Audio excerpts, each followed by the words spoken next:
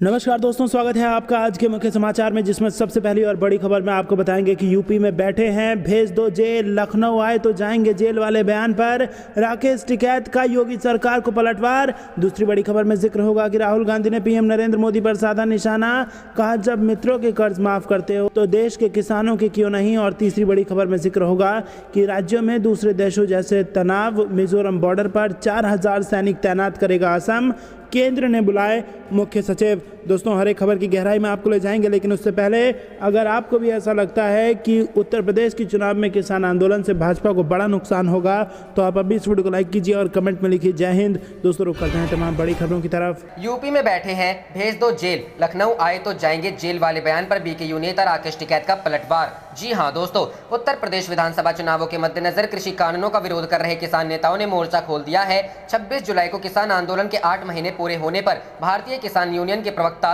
और किसान आंदोलन का प्रमुख चेहरा राकेश टिकैत ने लखनऊ में एक प्रेस कॉन्फ्रेंस में कहा कि अब लखनऊ को दिल्ली बनाया जाएगा, राजधानी के चारों ओर की सड़कों को ब्लॉक किया जाएगा। उनके इस बयान पर बीजेपी नेताओं समेत कुछ लोगों ने कहना शुरू किया कि राकेश टिकैत ने इन सभी टिप्पणियों पर अपनी प्रतिक्रिया दी है। भारत समाचार के एक कार्यक्रम में बोलते हुए राकेश टिकैत ने कहा कि वो उत्तर प्रदेश में ही है, जिसे जेल भेजना है भेज दे। शो में चैनल के editor in chief Brajesh Mishra ने राकेश टिकैत से कहा, बीजेपी के नेताओं का भी अपने बयान सुना थोड़ी देर पहले। वो कह रहे हैं कि अगर राकेश टिकैत यहाँ प्रदर्शन करने या लखनऊ सीज करने आते हैं तो ये उत्तर प्रदेश है और यहाँ फलाने की सरकार है और वो आपको सलाखों के पीछे भेज देंगे। जवाब में टिकैत ने कहा, भेज दो, हम कहाँ मना कर रहे हैं, हम तो उत्तर प्रदेश की जमीन पर ही बैठे हुए हैं, भेज दो भाई। पुलिस प्रशासन सरकारों का तो काम है सलाखों के पीछे भेजना। जब इनकी मंशा होगी तो क्या हमसे रुक जाएंगे ये? अपनी बात कहना सलाखों के पीछे जाना है क्या? राकेश टिकैत ने उत्तर प्रदेश चुनाव पर अपनी टिप्पणी करते हुए कहा कि चुनाव को तो अभी वक्त है, अभी किसानों के मसले हल किए जाएं। आपको बता दें, सोमवार को राकेश टिकैत ने लखनऊ में किसान नेताओं के साथ एक प्रेस कॉन्फ्रेंस में योगी सरकार को चेतावनी दी थी। उन्होंने कहा था, हम यूपी की सरकार को बता देना चाहते हैं कि सरकार सही तरीके से काम करे,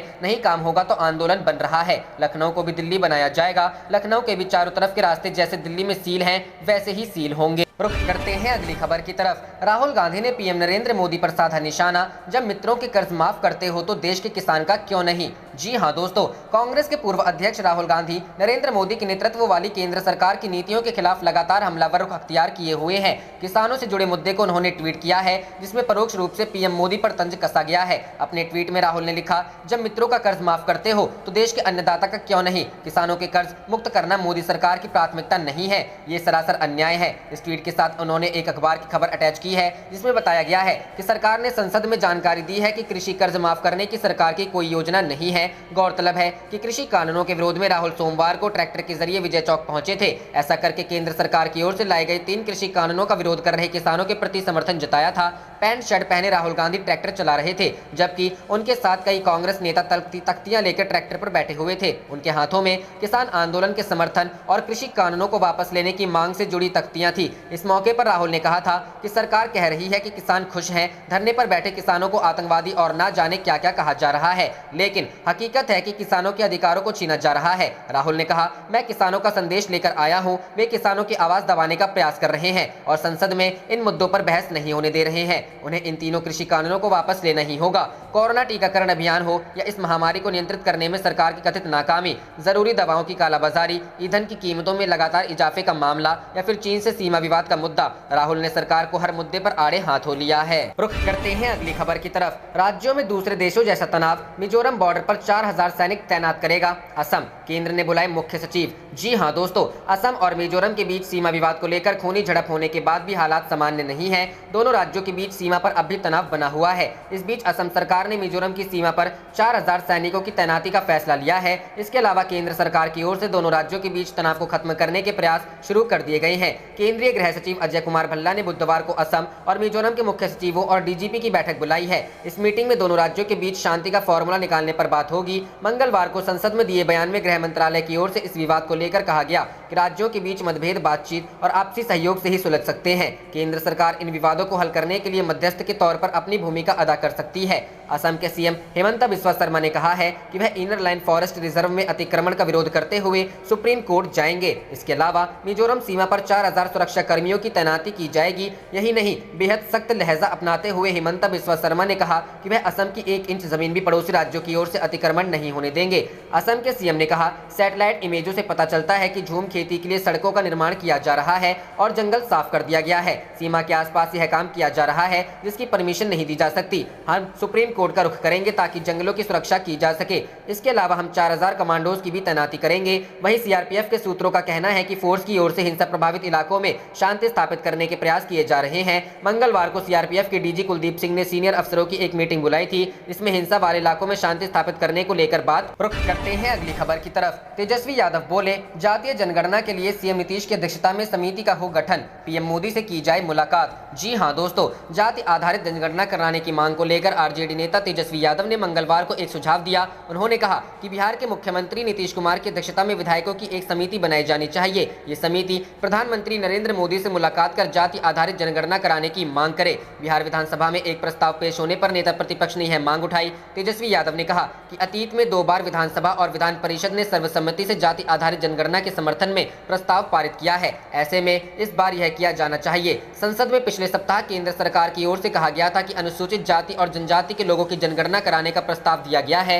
यह किसी अन्य सामाजिक वर्ग के लिए नहीं कराया जाएगा। इससे बिहार में यह मांग फिर से उठने लगी है कि अन्य पिछड़ा वर्ग समेत अन्य जातीय समूहों की भी आरक्षण और जाति विशेष के लिए लाई गई योजनाओं का लाभ देने के लिए जातीय जनगणना की जानी चाहिए। बिहार के सीएम नीतीश कुमार की पार्टी जेडीयू ने केंद्र में सत्ताधारी बीजेपी का सहयोगी दल है। इसके बावजूद नीतीश कुमार जातीय जनगणना के मुद्दे पर अपने प्रतिद्वंदी लालू प्रसाद यादव के साथ खड़े दिखाई दे रहे हैं। बहरहाल विधानसभा अध्यक्ष विजय कुमार सिन्हा ने तेजस्वी यादव से कहा कि उनका प्रस्ताव एक सुझाव की तरह है। ऐसे में सदन में इस पर अभी चर्चा नहीं हो सकती जब विधानसभा में अन्य विधायी कार्य सूचीबद्ध हैं। रुख करते हैं अगली खबर की तरफ। सोनिया, केजरीवाल और पवार से ममता बनर्जी आज करेंगी मुलाकात। जी हां दोस्तों, भाजपा के खिलाफ विपक्ष को एकजुट करने के लिए पश्चिम बंगाल की मुख्यमंत्री ममता बनर्जी, जो राष्ट्रीय राजधानी के 4 दिवसीय दौरे पर हैं, बुधवार को कांग्रेस की अंतरिम अध्यक्ष सोनिया गांधी, दिल्ली के मुख्यमंत्री अरविंद केजरीवाल और राष्ट्रवादी कांग्रेस पार्टी सुप्रीमो शरद पवार सहित कई नेताओं से मुलाकात करेंगी। मंगलवार को प्रधानमंत्री नरेंद्र मोदी के साथ अपनी बैठक के बाद यह स्पष्ट करते हुए कि वह भाजपा के खिलाफ एक राजनीतिक मोर्चा बनाने में कोई कसर नहीं छोड़ेंगी।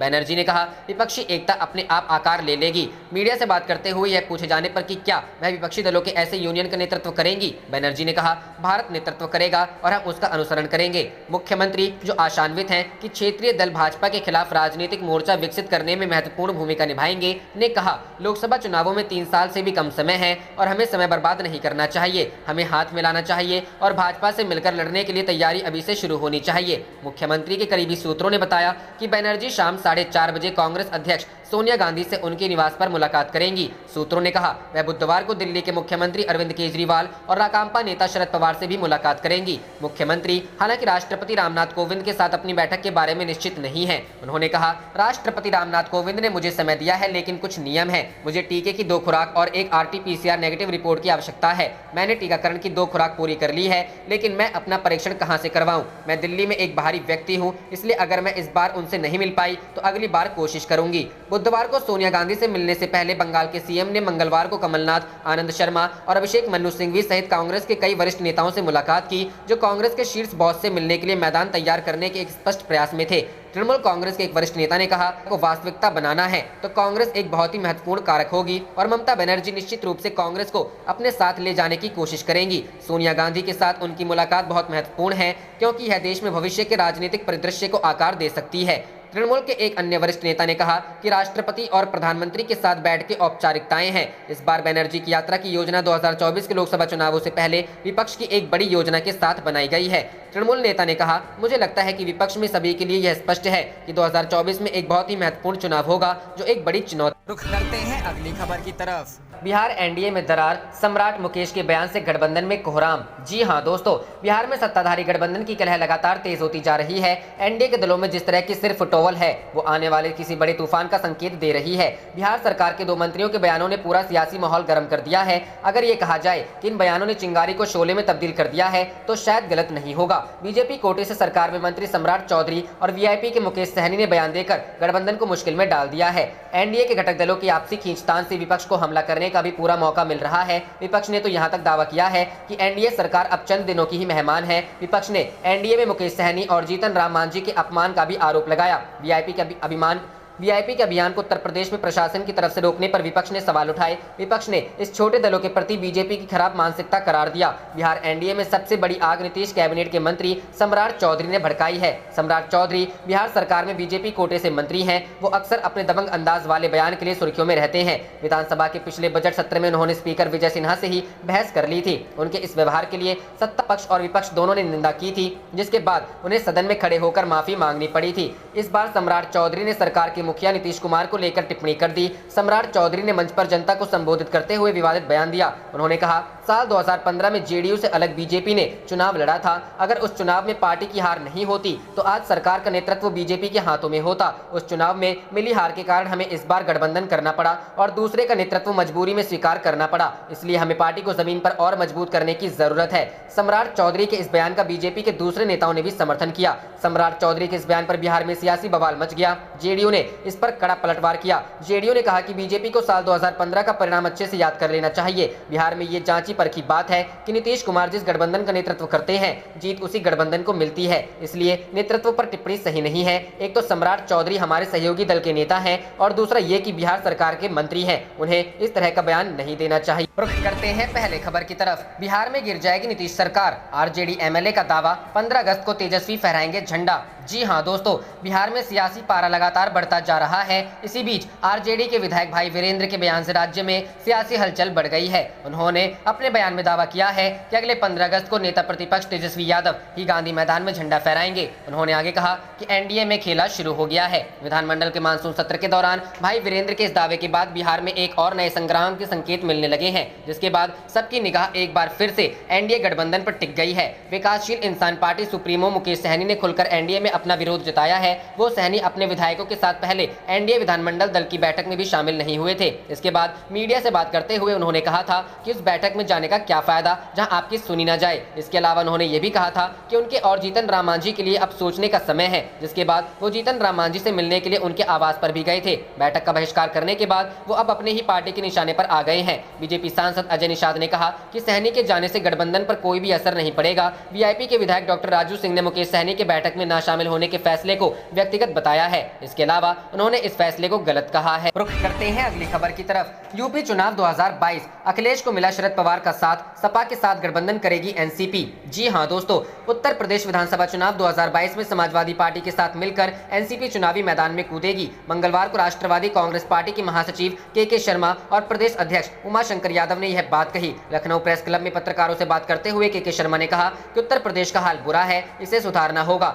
यहाँ समाजवादी पार्टी के साथ मिलकर हम चुनाव लड़ेंगे। इस बाबत सपा प्रमुख अखिलेश यादव से भी बात हो गई है और अब केवल सीटों का चयन होना है। उन्होंने कहा कि पार्टी सुप्रीमो शरद पवार ने साफ कहा है कि उत्तर प्रदेश में एनसीपी को युवाओं, किसानों और महिलाओं की आवाज उठानी होगी, क्योंकि वहां भाजपा सरकार लोकतंत्र के लिए खतरा पैदा कर रही है। जो भी आवाज उठा रहा है उसके खिलाफ कार्रवाई की जा रही है, उसकी आवाज को दबाया जा रहा है। यूपी में धर्म परिवर्तन कानून पर उन्होंने कहा कि जबरन धर्म परिवर्तन करना गलत है, पर यदि इच्छा से कोई धर्म परिवर्तन कर रहा है तो इसमें किसी को क्या आपत्ति है। प्रदेश अध्यक्ष उमाशंकर यादव ने कहा कि 1 अगस्त से एनसीपी प्रदेश भर में प्रदेश बचाओ संविधान बचाओ आंदोलन की शुरुआत करेगी, जिसमें किसानों और नौजवानों पर फोकस किया जाएगा। उन्होंने कहा कि उत्तर प्रदेश में स्थिति खराब है, किसान अपने हक की लड़ाई लड़ रहे हैं, लेकिन उनकी सुनी नहीं जा रही है। अब एनसीपी भी इस मुहिम के उनके साथ है। गाँव-गाँव जाकर इस अभियान को चलाया जाएगा। इस मौके पर संगठन प्रभारी विशाल नाथ तिवारी, हरीश चंद्र सिंह, करुणेश श्रीवास्तव, आरपी शर्मा आदि मौजूद रहे। रुख करते हैं अगली खबर की तरफ। यूपी के सीएम योगी आदित्यनाथ को बिहार के मंत्री मुकेश सहनी की चेतावनी, हम बिहार में घुसने नहीं देंगे।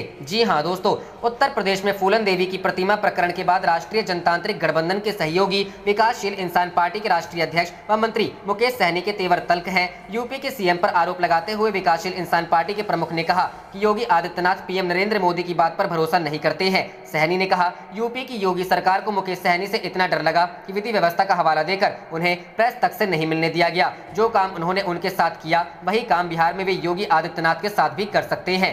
सोमवार को अपने सरकारी आवास पर प्रेस से सहनी ने कहा कि योगी आदित्यनाथ सन ऑफ योगी सरकार सन ऑफ मल्लाह को बनारस आने से रोक सकती है, लेकिन निषाद समाज को सरकार बनाने से नहीं रोक सकती है। उन्होंने कहा कि मैं बनारस में नहीं घुस सकूं, इसके लिए 5000 पुलिस जवान लगाए गए। यह मल्लाह समाज का डर है और यह डर उन्हें अच्छा लगा। उन्होंने कहा कि मुझे रोकने के लिए विधि व्यवस्था का हवाला दिया गया। जो मुख्यमंत्री विधि व्यवस्था नियंत्रित नहीं कर सकता, उसे सत्ता में रहने का अधिकार नहीं। योगी आदित्यनाथ तुरंत इस्तीफा दे। विकासशील इंसान पार्टी के राष्ट्रीय अध्यक्ष व मंत्री मुकेश सहनी बोले कि जिस प्रकार बिहार में राष्ट्रीय जनतांत्रिक गठबंधन के मुखिया नीतीश कुमार सबकी सुरक्षा का ध्यान रखते हैं, वैसे ही यूपी के मुख्यमंत्री योगी आदित्यनाथ को भी रखना चाहिए। लेकिन उत्तर प्रदेश में ऐसा नहीं हो रहा। यूपी सरकार मोदी के सबका साथ सबका विकास की प्रतिबद्धता भूल जाति विशेष की राजनीति कर रही है, जिससे वह आक्रोश है। उन्होंने कहा कि यूपी में उनकी सरकार बनेगी तो वे सभी जिलों में फूलन देवी की प्रतिमा लगाएंगे। आप देख रहे थे आपका अपना चैनल जय हिंद जय भारत।